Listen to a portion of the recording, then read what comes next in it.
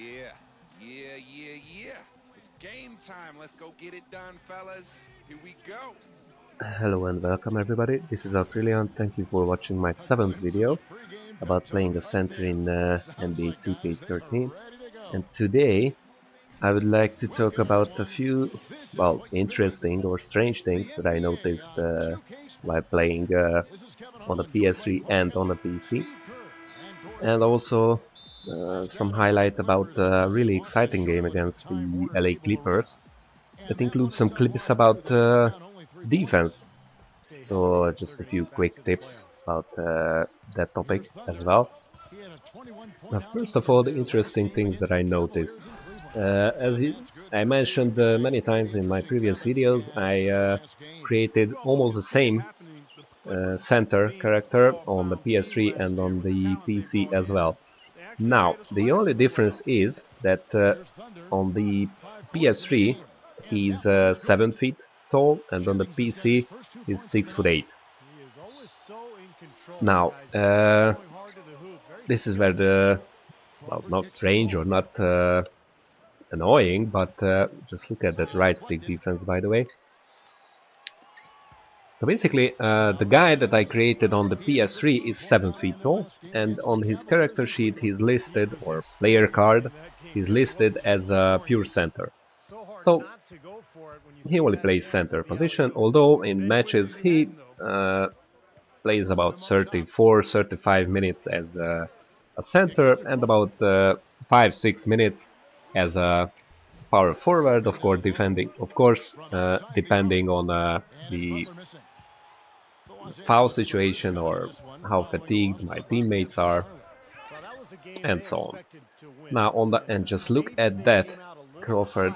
I like him in real life, but I deny him in the game. So on the PC, however, my guy is 4 inches shorter, so he's 6'8". He also plays about 35 minutes as a center and 4, 5, 6 minutes as a power forward. So it's almost the same, maybe a few minutes here and there, but he's listed as a power forward slash, a center slash power forward. So at 7 feet, my guy is a center, and then 6'8", he's a center slash power forward, playing the same minutes in each position on each version of the game. Now, where does this come from? First of all, I believe that it's a result of the hate.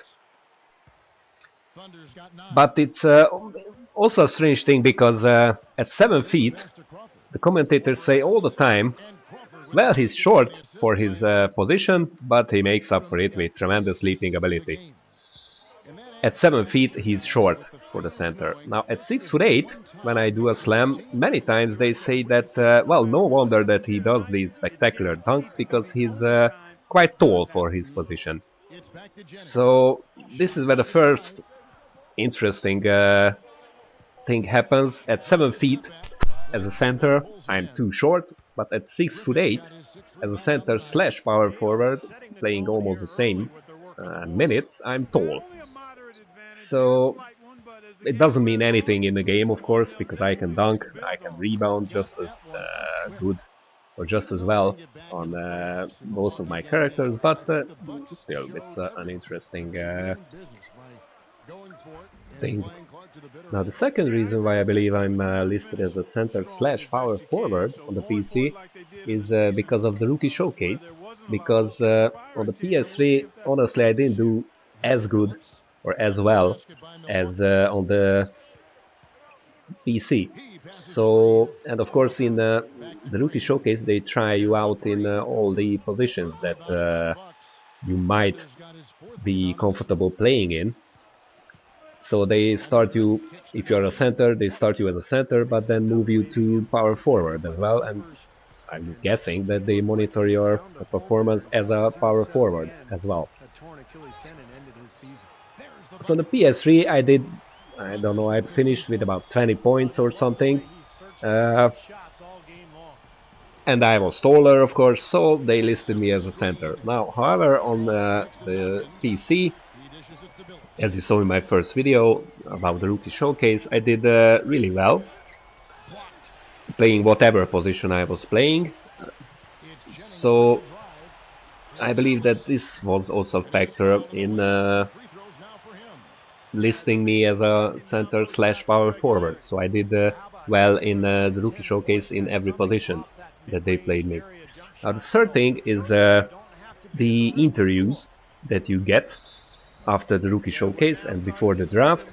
And in many cases, you might have noticed, they ask you, well, it depends on the teams that interview you, of course, so you might not get this question, but they ask you whether you would be comfortable playing in, well, in my case, in the power forward position.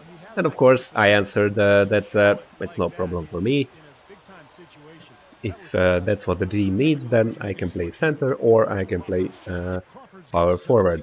So I believe that this is the third and last reason why I'm actually playing as a center slash power forward.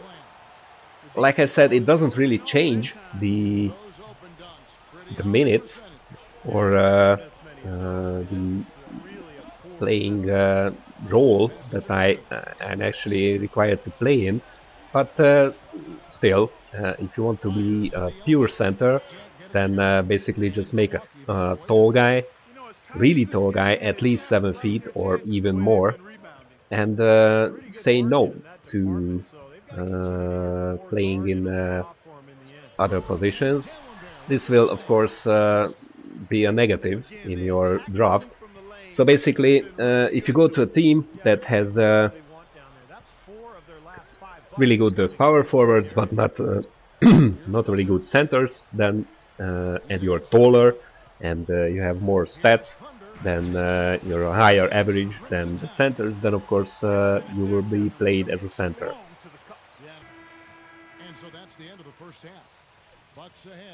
The only place where being a center or a center slash power forward might be important is in your key games. Because of course, as you know, there are two types of key games in the game. One is that is a key game for your team. So for example, the Bulls playing the Pistons, so it's they have a history against each other, so it's a key game for the team. And the other one is, of course, a key game for you personally, when you, as a center in our case, are playing against a star center like Dwight Howard, Joakim Noah, and so on, Andrew Bynum. So it's basically a personal key game for you. Now, this is where the interesting thing starts, because if you are listed as a pure center, there is of course no problems. All star centers will be key games for you. However, if you are listed as a center slash power forward, then it becomes a bit blurred. So who is your opponent that is a star? I mean, are you a center or are you a power forward? And just look at that block again. This, by the way, is done by simply moving the right stick in any direction, which is basically the hands up position. And as you can see, you can block and even steal from this defensive position. Basically, you just don't do anything. You follow your opponent and pull the right stick in any direction. It's actually, against some players, it can be extremely effective. I didn't really use right stick defense as a center, but I decided to try it in the game against the Clippers that you're watching, and I actually had 5 blocks. And I believe that I used right stick defense on all of them. And also, on a side note, your guy will do some automatic animations, of course, not just block, but the little hops that they do to contest shots. So in many cases this will be a good shot defense team rating boost for you as well. And again, you didn't do anything, you just moved the right stick in any direction.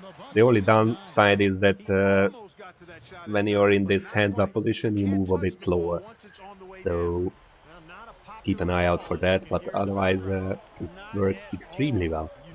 By the way, on a side note, you might remember that I told you in one of my previous videos about the little automatic animations that unlock as you increase your offensive or defensive attributes.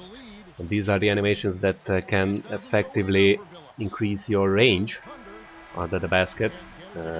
You do the same,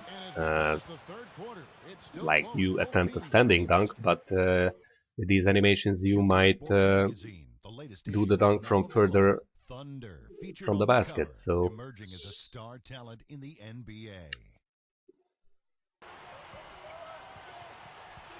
here is the first example with this little dribble, the standing dunk that I did. You can see in the replay as well. So the little dribble that I did was actually an automatic animation, and I didn't do anything special to do it. It was still a standing dunk, but yet my guy did it. And in this case, with the layup, the little hop step that I did to, again with the replay, the little hop step that I did on this layup was also automatic. So these are really nice things to unlock. That's 10 of their last 12 points now in the paint area. Sorry about the little detour. Back to key games, but first another detour using his own moves against him.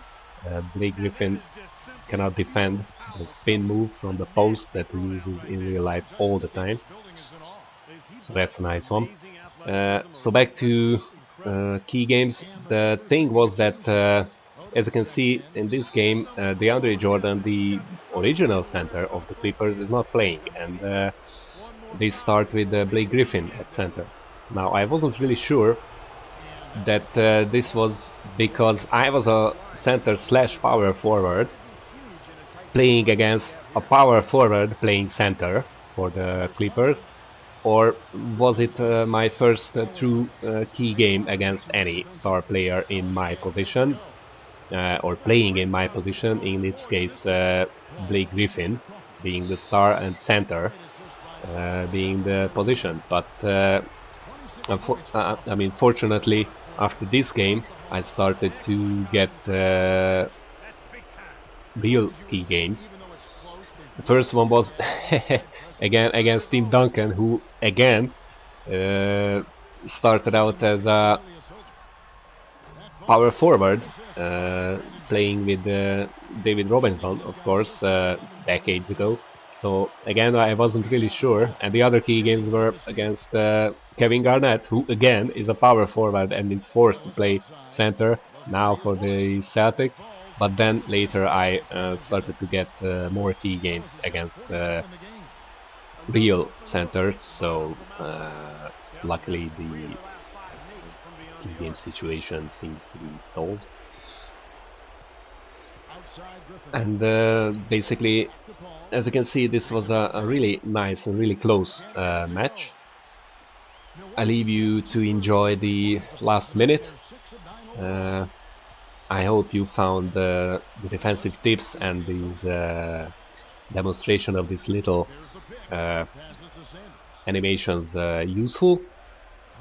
And I hope you like my little thoughts about your position and what to do if you want to be a real pure center. And I hope to see you next time. Milwaukee with the ball. Their biggest lead of the game was 9. Ilyasova. Now, second chance points are going to be key. They've got to keep this team off the boards. And Steve, any slip-ups boxing out can really cost you there. Smart foul there. You've got to try to extend the game. Yeah, it's still close, but they're fighting that clock as much as the score right now. And now we've got the intentional foul. He drops the first one, and that puts them up by 5. And so he drops them both. It's a 6-point ball game. And now the lead really is looking very secure after those 2 free throws. Nice job.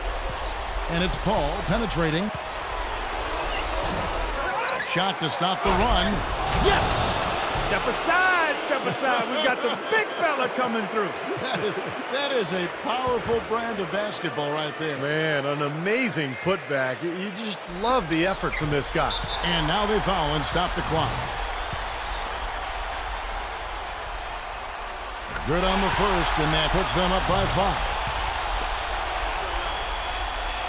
So he gets them both, and it's a 6-point ball game. Some clutch free throws to close it out. Crawford outside. Three-pointer. Knocks down the trifecta. And a big play there to mute the crowd. Yeah, that one kind of took all of the life out of them there, Kevin. Kind of quieted the voices in here, didn't it?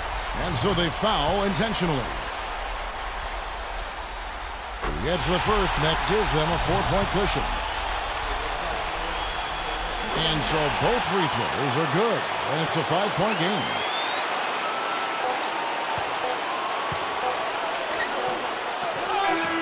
And so the Bucks take the win. Both teams played well, but these guys had the edge.